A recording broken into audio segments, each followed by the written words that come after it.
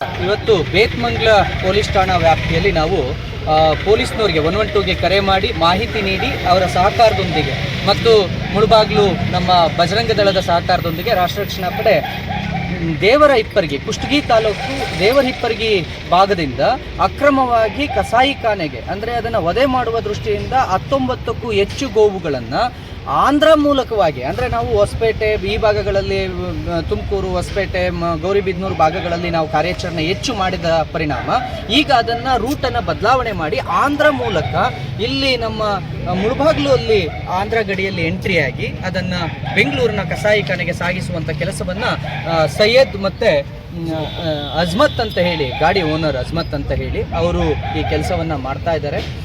ನಾವು ಅದನ್ನು ಮಾಹಿತಿಯನ್ನು ಪೊಲೀಸ್ ಠಾಣೆಗೆ ನೀಡಿದ್ದೀವಿ. ಪೊಲೀಸ್ನವರು ಕೂಡ ತುಂಬ ಸಹಕಾರ ಕೊಟ್ಟು ಆ ಗಾಡಿಯನ್ನು ಈಗಾಗಲೇ ಸೀಸ್ ಮಾಡಿದ್ದಾರೆ. 19ಕ್ಕೂ ಹೆಚ್ಚು ಗೋವುಗಳಿದ್ದಾವೆ.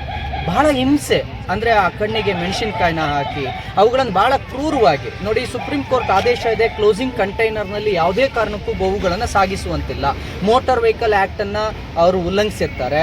ಮತ್ತು ಪ್ರಾಣಿ ಜಾನುವಾರು ಸಾಗಾಣಿಕೆ ನಿಬಂಧನೆಗಳನ್ನು ಉಲ್ಲಂಘಿಸಿ ಅಕ್ರಮವಾಗಿ ಕಸಾಯಿಖಾನೆಗೆ ತಗೊಂಡೋಗ್ತಾರೆ. ಇದು ಬಹಳ ದೊಡ್ಡ ಮಟ್ಟದಲ್ಲಿ ಈ ದಂಧೆ ನಡೀತಿದೆ ರಾಜ್ಯದಲ್ಲಿ. ನಾನು ಮತ್ತೆ ಕೇಳ್ಕೊಳ್ತಾ ಇದ್ದೀನಿ, ಕೊನೆಗೆ ಬಂದು ಸದನದಲ್ಲಿ ಎಲ್ಲೋ ನಿಂತ್ಕೊಂಡು ಪುನೀತ್ ಕೆರೆಯಲ್ಲಿ ಯಾರು ಪ್ರಶ್ನೆ ಮಾಡೋದಕ್ಕೆ ಅಂತ ಅನ್ಬೇಡಿ. ದಯವಿಟ್ಟು ನಾನು ಮತ್ತೆ ಹೇಳ್ತಾ ಇದ್ದೇನೆ, ಅಕ್ರಮ ಕಸಾಯಿಖಾನೆಗಳ ವಿರುದ್ಧ, ಅಕ್ರಮ ಗೋ ಸಾಗಾಟನೆ ಏನು ನಡೀತದೆ ಇದ್ರ ವಿರುದ್ಧ ನೀವೇ ಕಾರ್ಯಾಚರಣೆ ಮಾಡಿ ಸರ್ಕಾರವೇ ಅಧಿಕೃತವಾಗಿ ಒಂದು ತಂಡವನ್ನು ರಚಿಸಿ ಇದನ್ನು ತಡೆದ್ರೆ ಒಳ್ಳೆಯದು. ಇಲ್ಲ ಅಂತ ಅಂದರೆ ನಮಗೆ ಸಂವಿಧಾನದಲ್ಲಿ ಅವಕಾಶ ಇದೆ, ಕಾನೂನು ಬಾಹಿರ ಚಟುವಟಿಕೆಗಳನ್ನು ನಾವು ತಡಿತೀವಿ.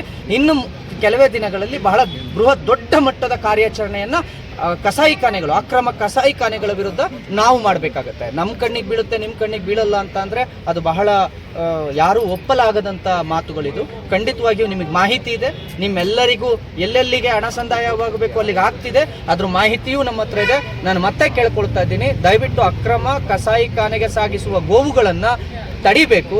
ಅಕ್ರಮ ಕಸಾಯಿಖಾನೆಗಳನ್ನು ನೀವು ಕೂಡಲೇ ಬಂದ್ ಮಾಡಬೇಕು. ಇದಕ್ಕೆ ಗೃಹ ಮಂತ್ರಿಗಳಲ್ಲಿ ನಾನು ವಿನಂತಿ ಮಾಡ್ಕೊಳ್ತೀನಿ, ಸದನದಲ್ಲಿ ನಿಂತ್ಕೊಂಡು ಕೊನೆಗೆ ಪುನೀತ್ ಕೆರೆಯಲ್ಲಿ ಯಾರಿದನ್ನು ಕೇಳೋಕ್ಕೆ ಅಂತ ಅನ್ಬೇಡಿ, ಯಾರಿದನ್ನು ಮಾಡೋಕ್ಕೆ ಅಂತ ಅನ್ಬೇಡಿ, ನೀವೇ ಕಾರ್ಯಾಚರಣೆ ಮಾಡಿ. ನಾನು ಮತ್ತೆ ನಿಮಗೆ ಹೇಳ್ತಾ ಇದ್ದೀನಿ, ದಯವಿಟ್ಟು ಕೂಡಲೇ ರಾಜ್ಯದಲ್ಲಿರ್ತಕ್ಕಂಥ ಅಷ್ಟು ಅಕ್ರಮ ಕಸಾಯಿಖಾನೆಗಳ ವಿರುದ್ಧ ಕಾನೂನು ಬಾಹಿರ ಗೋಸಾಗಟನೆ ವಿರುದ್ಧ ಕ್ರಮವನ್ನು ಜರುಗಿಸಬೇಕು ಅಂತ ಕೇಳ್ಕೊಳ್ತಾ ಇದ್ದೀನಿ. ಮತ್ತು ಬೇತ್ಮಂಗ್ಲದಲ್ಲಿ ಇರ್ತಕ್ಕಂಥ ಎಲ್ಲ ನನ್ನ ಹಿಂದೂ ಕಾರ್ಯಕರ್ತರಿಗೆ ಮತ್ತು ಭಾಜಪ ಮುಖಂಡರು ಎಲ್ಲರೂ ಕೂಡ ಇವತ್ತು ಸಾಥ್ ಕೊಟ್ಟಿದ್ದೀರಿ. ಎಲ್ಲ ನಾನು ಮುಳುಬಾಗ್ಲು ಮತ್ತು ಬೇತ್ಮಂಗ್ಲದ ಎಲ್ಲ ಕಾರ್ಯಕರ್ತರಿಗೆ ನಾನು ತುಂಬ ಹೃದಯದ ಧನ್ಯವಾದ ತಿಳಿಸ್ತೀನಿ. ಇವತ್ತಿನ ಕಾರ್ಯಾಚರಣೆಯಲ್ಲಿ ಎಲ್ಲರೂ ಕೂಡ ಭಾಗಿಯಾಗಿದ್ದರು. ಎಲ್ಲರಿಗೂ ನಾನು ತುಂಬ ಹೃದಯದ ಧನ್ಯವಾದಗಳನ್ನು ತಿಳಿಸ್ತೀನಿ.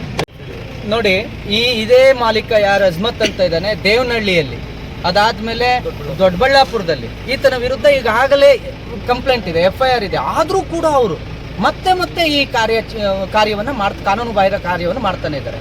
ನಮಗೆ ಮಾಹಿತಿ ಎಲ್ಲಿಂದ ಬಂತು ಅನ್ನೋದು ಅದು ನನ್ನ ಸೀಕ್ರೆಟ್. ನಾನು ಎಲ್ಲೂ ಯಾವತ್ತೂ ಅದನ್ನು ನಾನು ಹೇಳೋದಿಲ್ಲ. ಅದು ನಮ್ಮ ಕಾರ್ಯಾಚರಣೆ, ಅದು ನಮ್ಮ ಸ್ಟ್ರೆಂತ್ ಅದು. ಆದರೆ ನಮಗೆ ಮಾಹಿತಿ ಬಂದ ಕೂಡಲೇ ನಾವು ಎಲ್ಲ ಕಡೆ ನಾವು ಟೈಟ್ ಮಾಡಿಕೊಂಡಾಗ ಅವರಿಗೆ ಉಳಿದ ಮಾರ್ಗ ಈ ಮಾರ್ಗದಲ್ಲಿ ಹಿಂದೂ ಕಾರ್ಯಕರ್ತರು ಇಲ್ಲ ಅಂದ್ಕೊಂಡಿದ್ದಾರೆ. ಇಲ್ಲಿ ಎಲ್ಲಕ್ಕಿಂತ ಹೆಚ್ಚು ಹಿಂದೂ ಕಾರ್ಯಕರ್ತರು ಇಲ್ಲಿದ್ದಾರೆ.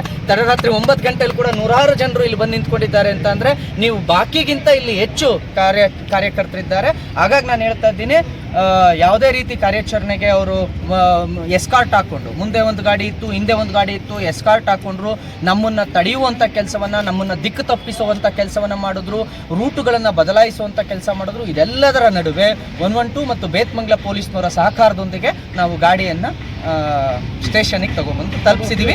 19 ಗೋವುಗಳು ರಕ್ಷಣೆ ಆಗಿದ್ದಾವೆ, ಗೋಶಾಲೆಗೆ ತಲುಪಿಸ್ತಾರೆ.